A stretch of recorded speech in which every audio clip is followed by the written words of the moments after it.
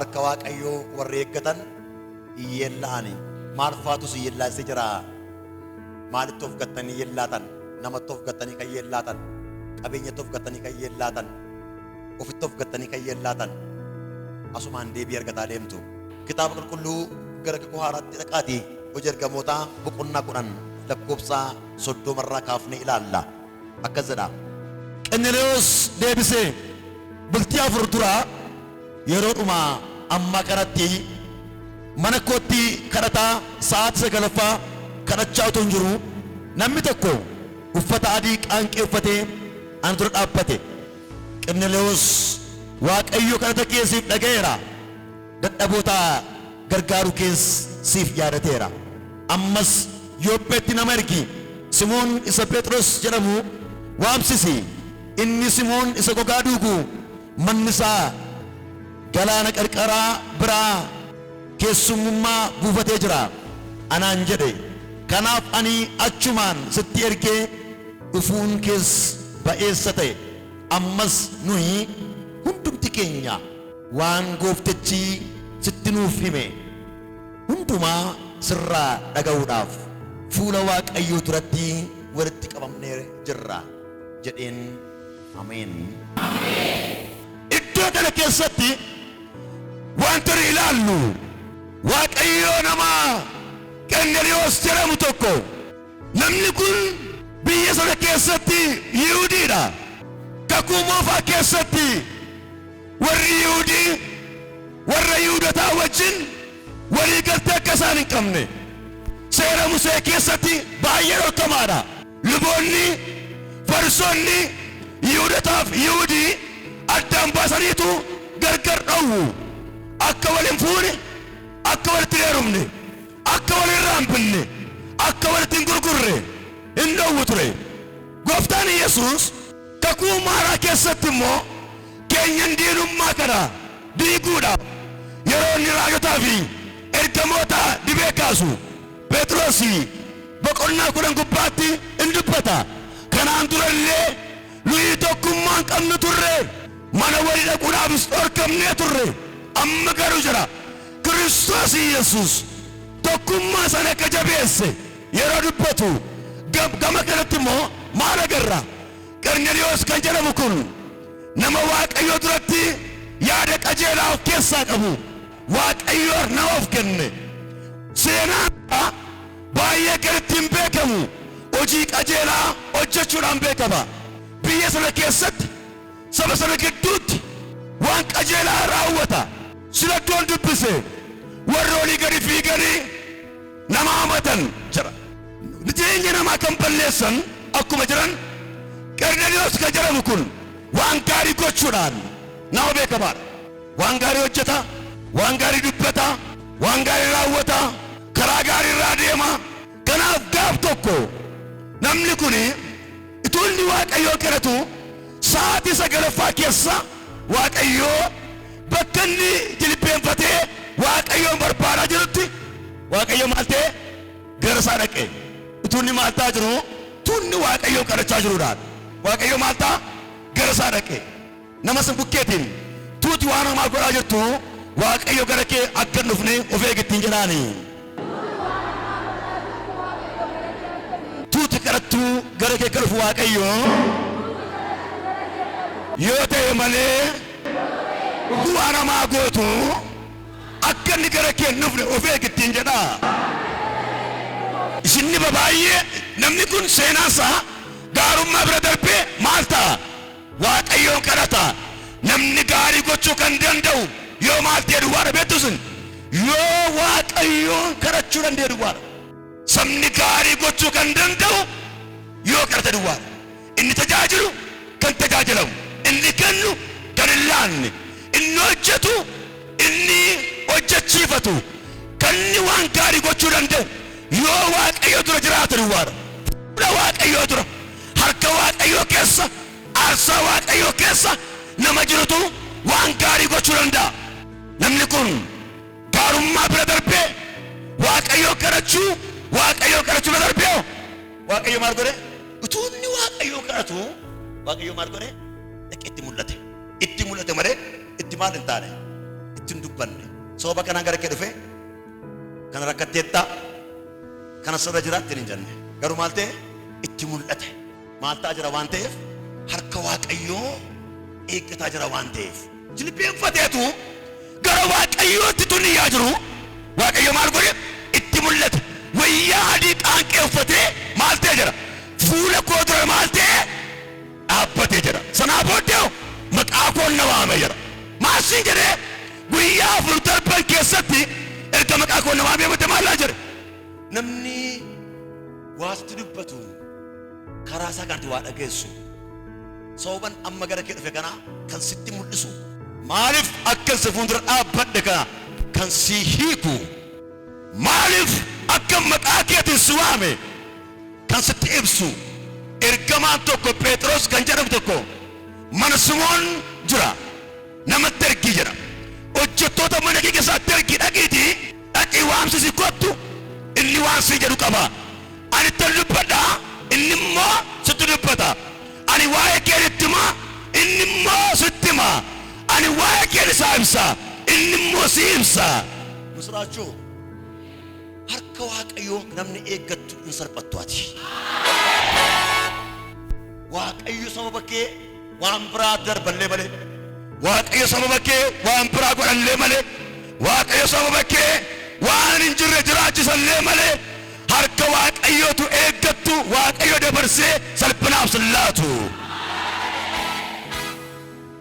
saasa gara faaratti tummaa ta'aa jiru hiriyaa koo wajjin taa'e lammii koo wajjin taa'e qabeenya waan qabuuf nyaadheetuun dhuguu hin jenne tuun kadhadhu gara koo dhufee jira amantee kan dhufte ganama kana tuutetti na teessaa jirtu Waaqayyo gara kee dhufeera tuun kadhadhu gara koo dhufee maqaa koo na waame sanaa booddee jira lakkoofsa 30 irratti Qarmeeliyoos deebisee bultii 4 tura jira Waaqayyo qaanqee adii uffatee na fuuldura dhaabbate ana keessa gadda jira waan ta'eef laphee koo gadda waan ta'eef jireenyi koo gadda waan ta'eef inni garuu maal ta'e wayyaa qaanqee adii uffatee maal ta'e fuuldura koo dhaabbate maallaan jedhee gaaffii kee kadhanni kee iyyi kee waa'een kee dhaga'ameera Waaqayyo kadhata keef deebii sii laachuudhaaf gara kee dhufeera ganama kana Waaqayyo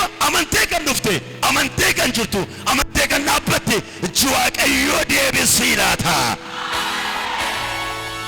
inni gaddee jira gooftaan wayyaa gaddaa uffatee nanne maal uffatee dhaqee wayyaa adii qaanqee fakkaatu uffatee dura dhaabbatee isa kadhachaa jiru dura dhaabbatee maaltiin jira kadhanni kee dhaga'ameera eshi ani Waaqayyo si ilaale eshi amma garuu deebii tokko tokkoon sitti hima hiikkaan si ilaale furmaatan si ilaale sin ilaala kanaan maal godhe Phexrosin dhaqee waamsisi karaa isaa maal taata karaa isaa ani Waaqayyo maalan godha waanan sitti dubbachuu malu hundumaa sittan dubbadhaa Yesuus dhagaartaati amma karaa koo Waaqayyo rakkina keerratti afaan sabanatu jalqabeera innis keessaa gadda yoo ta'e innis immoo gammachuudha innis keessaa boocha yoo ta'e innis immoo ililleedha innis keessaa furmaata dhabuudha yoo ta'e innis immoo hiikamadha warra harka Waaqayyo eeggatan raawwatanii yeellaanii elaamee sabni harka Waaqayyo eeggatu yeellau sabni fuula Waaqayyo barbaadu yeellau dhaloonni yaada Waaqayyo barbaadu yeellau iddoo Yisihaaqiin hoolaa qopheesse Waaqayyo iddoo Iyyaasuu wayyaa qopheesse iddoo Iyyoobiin qabeenya qopheesse Waaqayyo harka isaa warra eeggatan iddoo isaanii diina qopheessa malee bakka ishee diina qopheessa malee bakka isaa diina qopheessa malee Waaqayyo yaada foon qabeessa yaada baroota ijoollee isaa gubbaatti raawwateeraan kan dhabbaan ergaatee ergaa dabalee ameeraa jedhan mayyuudhaan kadhanni kee maal ta'eera dhaga'ameera sanaa booddee biraa sokkee tuma dubbateedhaan inni garuu maal hin taane iddootti kadhatu gadhiisa hin deemne torban darbee keessa egzaampilii isinii kaaseera akka amantoonni kufaa oolan akka amantoonni maseenaa oolan akka amantoonni rakkinatti kufaa oolan ammayyuu maal ta'aa jira kadhachaa jira hojjettoonni isaa garuu gara eenyuu dhaqaa jiru gara Phexros gara eenyuu gara abbaa qabeenyaa abuluu bira dhaqanii abbaa bira gara eenyuu gara ergamaa Waaqayyoo maal gochuudhaaf isa kadhanni isaa dhaga'ametti akka inni maal dubbatuuf kottuu hoolaasii qopheessineerraa foon qopheessineerraa cooma qopheessineerra ittiin jedhe Phexrosin kottuutii gaaffii keenyaaf deebii nuu kenni jedhan kana gidduutti maal godhe namoota waan gaarii godhan warra manaasaa dabalatee namoota waan gaarii gochuun beekaman dabalatee maal ta'e jedha hundi isaaniiyyuu maal ta'an qophaa'aniitu eegaa jiru Phexrosin sassaabeetu warri Waaqayyo barbaadan kottaa nama Waaqayyo dhufaa jira misraachoo dhufaa jira kottaa qoy boodan deemaan jedhu qoy boodan deemaan beektan isin ammumatti heddu qoy boodan deemaan beektan ammoo bargoo barbaadu waa'ee abdii kaasaa ture ammoo abdiin jedha darbee ilaalleerra wanta hin argamin akkuma argamuutti maal gochuudha amananii fudhachuudha kan jedhamu Waaqayyo borri mana si ijaara bor makiinaa bitta bor abbaa qabeenyaa taata bor hin dibamta raajii taatas baata yoo Waaqayyo isin jedhee bo jettu yeroo sana bari cabsu malee yeroo sana foltaaltu malee achuma gadi baatanii naanoo kan biraa jammartu gadi baanaan hiriyaakii wajjin kan biraa firakee wajjin kan biraa sasi nyaatu wajjin waa'ee kee dubbatta sasi hin jedhe dhiif inni garuu maal godhe warra manaasaa fi namoota labsaanii beeku hundumaa sassaabeetu jilbeenfatanii eegu Phexrosin eegu soddomarraa kaafanii naan kana gidduutti Phexros gaafa dhufu fiigichaan gadi beetu miilli isaa gubbaatti dabaree gooftaa koo jedheennaani baabaan neettee jirra Waaqayyo waan nutti mul'ateera garuu nutti dubbanne waan ta'eef Phexros wajjinaasaa gara mana isaatti maal ta'anii ol seenani jedha soddomarraa kaaftanii maal akkan isinii godhu barbaaddan hin dubti keessammee dhaggeeffadhaa na ragaa maal takka torbata jedhan ilaamee dhennaani guyyaa afur tura yeroo makana keessatti sa'aatii makanatti yeroo makanatti Waaqayyo gara koo dhufee natti mul'atee jedhe garuu jedheennaani Phexrostu sii kanaan jedhee jedha lallabuu jalqabee waan dhufeef itti himuu jalqabe warra gara isaa dhufaniif waan itti mul'abu waan ta'eef Waaqayyo saba gara isaa dhufan dhaloota amananii gara isaa dhufan agargaa'ota amananii gara isaa dhufan waan itti mul'abu waldaa beekuuf amantii beeku tokko miti har'as kan isin rakkisee waldaa beektu malee amantiin beektan warra amananii dhufanitti waan dubbatu dhabu Waaqayyo jecha harkatti hin badu Phexros dhufee bira ga'ee waan dubbatu hin dhabne Waaqayyoo jedhe kadhannaa kee dhaga'ee dadhaboota gargaaruu kee argee erga dheebooddee itti himuu jalqabe seenaa mana isaa seenaa jireenya isaa seenaa laphee isaa seenaa karaa isaa seenaa borii isaa seenaa aftaanii isaa waan jalaa qabame waan jalaa hidhame waan jalaa badee rakkise itti himuu jalqabe sababiin isaa Waaqayyo maal ta'eera dhufeera waan ta'eef harka Waaqayyo eeggachuu keessa hiikkaa bal'aa jira har'a amantoonni yoo nukkubatee amma gaafa fayyanii duwwaatti gooftaa barbaadu nukkubataana amma yoomiti amma fayyanitti hin beelaan taanaan amma quufanitti hin daaraan taanaan amma fatanitti mana kiraa rakkisa taanaan amma mana ijaartanitti inni garuu abbaa qabeenyaati eenyuun barbaada Waaqayyoon barbaada Waaqayyoon barbaadu irratti Daawit waan bal'aa barreesseera faarfannaa isaatiin faarsaa irrattis waan baay'ee barreesseera harka Waaqayyoo barbaadu keessa garaa namaa keessatti kan jabaate dhaabbatu yeroo hundumaa lapheen keenya kadhatu jedhame duwwaadha fayyinee fayyaa kan deemnu waamamnee waamamaa kan deemnu ganama dhufuuf gargara dhufuu miti dhugaan warra dhufan beeka Waaqayyo garaa guutuu kan gooftaa barbaadan beeka waggaa darbe dhufuuf baraan dhufuun yeroo keeti yeroo Waaqayyoo miti jireenya keenya keessa Waaqayyo kan nu kenne qabannee gara Waaqayyoo sanuukaa qopheessatti adeemuudhaaf